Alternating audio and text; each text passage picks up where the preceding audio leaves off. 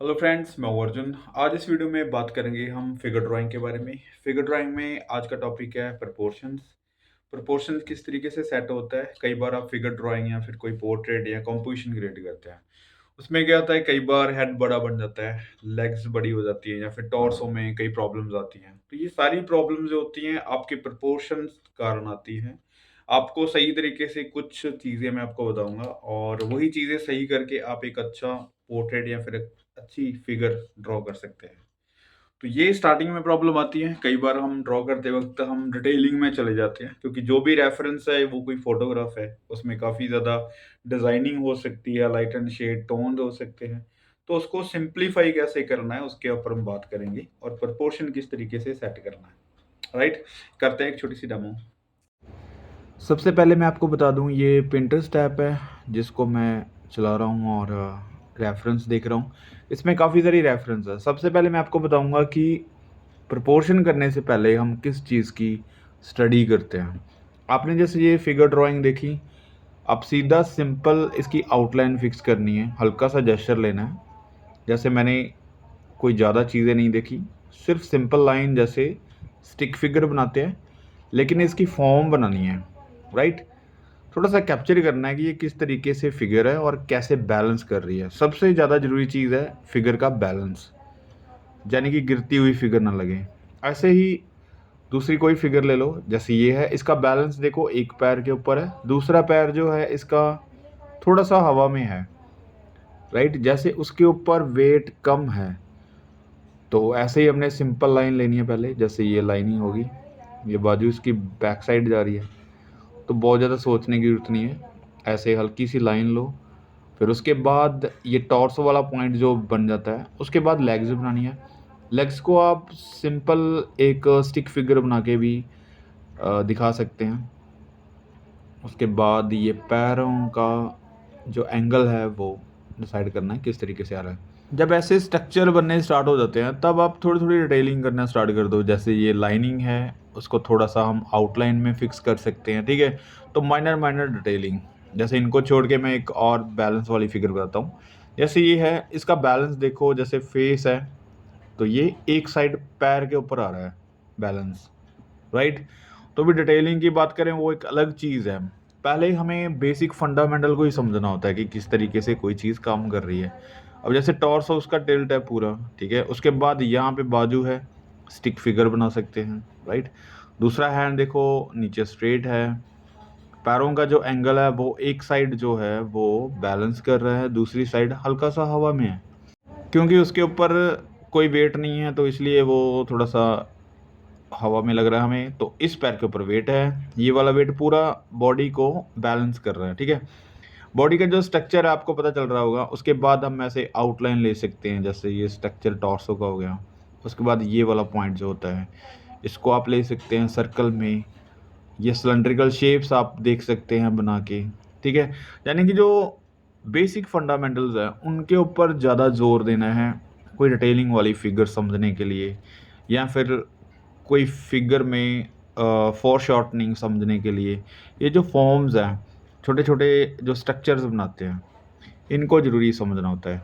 अब मैं आपको बना के दिखाता हूँ कि प्रोपोर्शन सेट करके कोई भी फिगर, जैसे ये वाली फिगर अभी रैंडमली खुली है तो इसको बनाते हैं।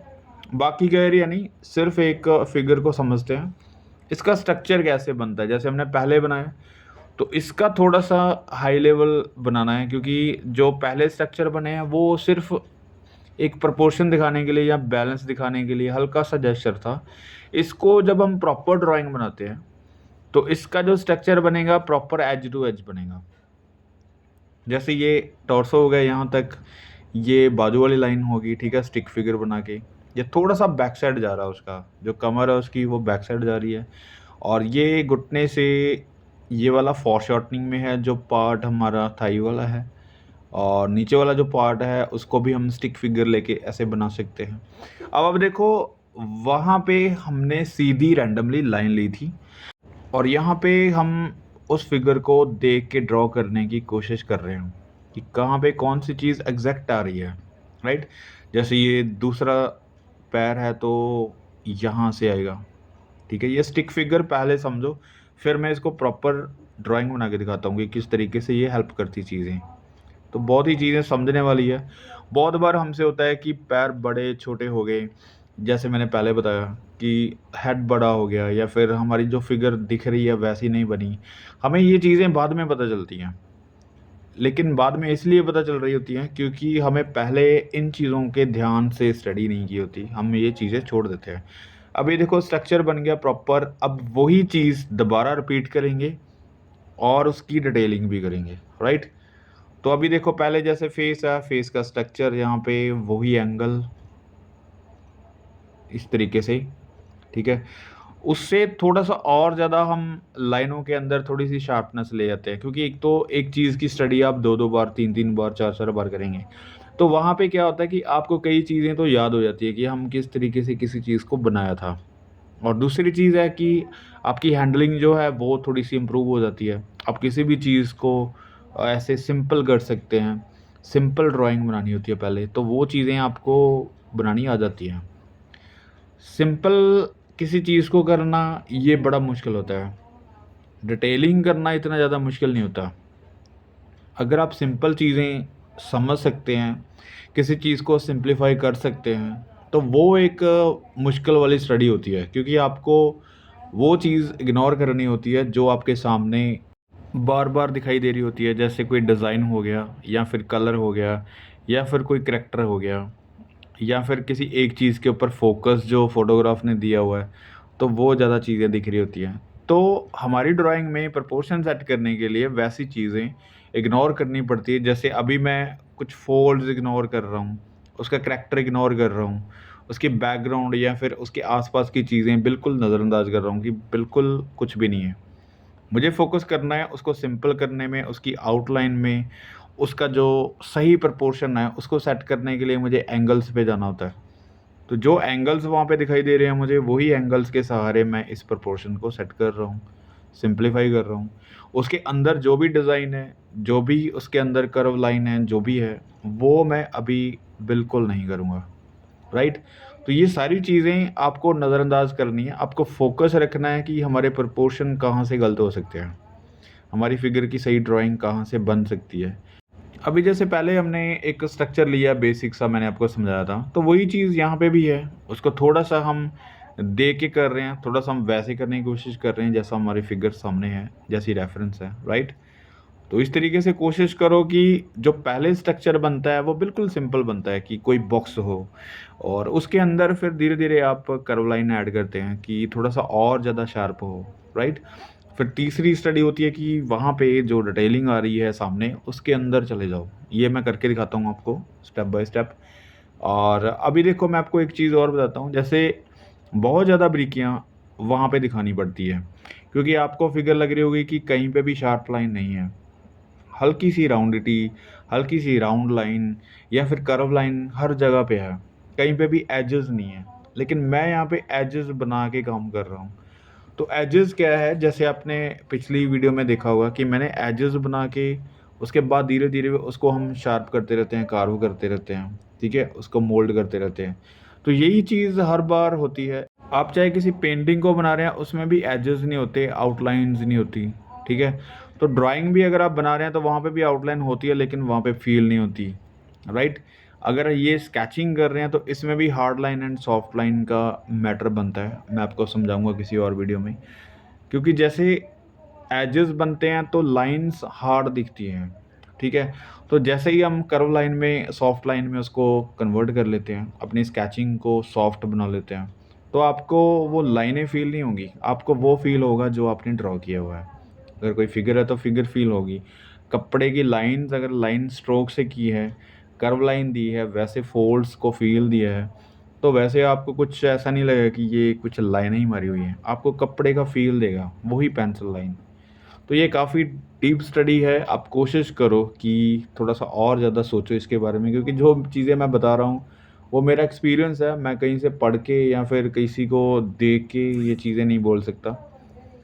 मैं जो फ़ील कर रहा होता हूँ स्केचिंग करते वक़्त, वो चीज़ें मैं आपको बता रहा हूँ, क्योंकि कभी भी आप सोचो, तो माइंड में वो चीज़ें लेके चलनी पड़ती है। कोई भी आप पेंटिंग स्टार्ट कर लो, तो उसके अराउंड जो चीज़ें होंगी, जो स्टोरी होगी, तो वो चीज़ें दिमाग में आती हैं, वो माइंड में सर्कल बना लेती हैं कि जैसे ही आप पेंटिंग के ऊपर बैठे, जैसे मान लो कि आपने कृष्णा की पेंटिंग बना ली, तो मैं 100 टू 10% कह सकता हूँ कि आपके माइंड में अगर कृष्णा का कोई भी थॉट ना आए, जहाँ उसकी स्टोरी ना आए या फिर राधा का कोई ऐसा सीन ना आए माइंड में, तो हो ही नहीं सकता।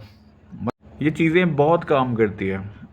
जैसे अभी एक स्केच हमने कंप्लीट किया है और ये प्रोसेस है काम करने का, आपके माइंड के थॉट्स का, कि किस तरीके से आप सोचते हैं, काम करते हैं। सिंपल, जैसे थोड़ी बहुत आप शेडिंग कर सकते हैं स्केच में, राइट? तो काफ़ी अच्छा रिजल्ट मिलेगा आपको। इसमें डिटेलिंग जितनी मर्जी कर लो, लेकिन आपके प्रपोर्शन सही होना चाहिए। वही चीज़ें हम कर रहे हैं। जैसे ये स्केच है, मुझे बड़ा इंटरेस्टिंग लगा, काफ़ी बार मेरे सामने आया, लेकिन मैंने इसको ड्रॉ नहीं किया अभी तक।